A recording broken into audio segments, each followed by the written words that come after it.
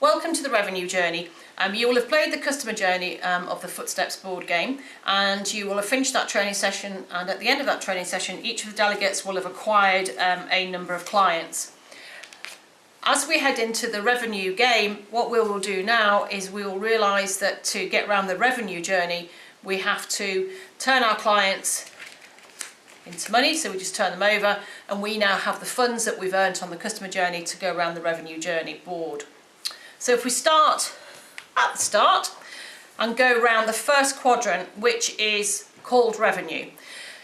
As with any business, it may have gone through the practice management software that there is an invoice to be paid, but it may also be that that invoice never quite made it there. So if we go through each of the individual segments, then what we have to consider is that even though it may be in your books, the first one we sit on here is bad debt write-off. Is that bad debt write-off for most veterinary practices is significant, though a small enough percentage, but in absolute cash terms it's not something that you really want to encourage, so it's better to manage it up front. And for many team members, they don't appreciate how much money is written off due to people who will never pay their bills.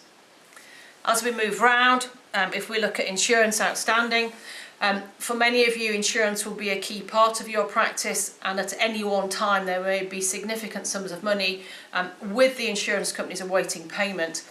Even though it has gone through as revenue, the problem for you is it's not actually materialised yet as cash. So in terms of the whole revenue journey, that cash is not available to you, and for team members to appreciate how much is actually sitting with the insurers is usually quite a scary number for many practices. In this instance, when we've landed on here, we now have to pay over 50,000 units to the banker because we haven't got that money available to us. As we move to the next segment, which is a non-invoice segment on the revenue stream, this is work that was actually done but never actually invoiced. So it's in the system. Maybe you run an account system if you're an equine practice. The work just hasn't been invoiced. The work was done, it was priced up, it just didn't happen. It's never actually hit the customer. So even though the work was done, the invoice hasn't yet been generated. Now this is significant for many people. Then when you look at your 30, 60, 90 days payment, unless your payment terms are actually pay in the moment, for many of you there will be significant sums of money sitting at 30 days post-event, 60 days post-event, or 90 days post-event. And certainly in equine practice you need to watch this like a hawk if you're doing monthly accounts, because you could very easily move into 90 days before you're paid anything for the work that you've paid out for drugs, consumables. So this is a big learning for many people, is how much money, even though it's gone through the practice management system, has never actually hit the practice bank account. As we move into the next segment, which is forgotten charges, again, this is work that has been done. This is work that has gone through to the customer. The dog, cat or horse has received medication, it's had procedures, but the charging has just been forgotten.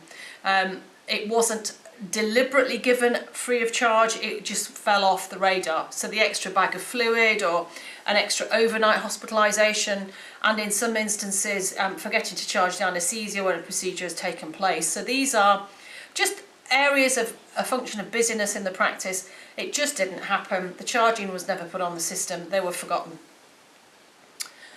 As we carry on around the revenue segment, we come to free consults. This is a significant area where the work's been done, the customer has received the work, but the consultation fee was never charged. For whatever reason, that is a significant amount of lost cash into the system. And the challenge you've got is that even though the consultation was given away free, the team members and the overhead still has to be paid. So there are still costs associated with that. It wasn't free because you had to pay the vet for their time, the nurse for their time, the overhead costs. So it's an area that brings focus, attention. These can be really dwindled down to a very, very small number, and once people become aware of them, it actually makes life a lot easier. And then at the end here, this, remember, is money that should be in your system but isn't. Then maybe you've paid some late payments and you've been fined for a delayed tax bill. So at the end of the day, this is money you now don't have. This whole section here is monies that you don't have, and as we've gone through the whole of this first section here, we have to pay back monies that we've won on the other side. So as we've gone through, as we move into the next section, we may only have this amount of revenue available to us. And as we leave the revenue section to go into the cost of goods section, we have to pay VAT. So now £200,000 goes. So there's the first quadrant, the revenue quadrant, and this is basically money that isn't yours. It never was invoiced, it's still with somebody else, it's gone through the system, but you haven't got the cash. And this is quite a scary quadrant for many practices.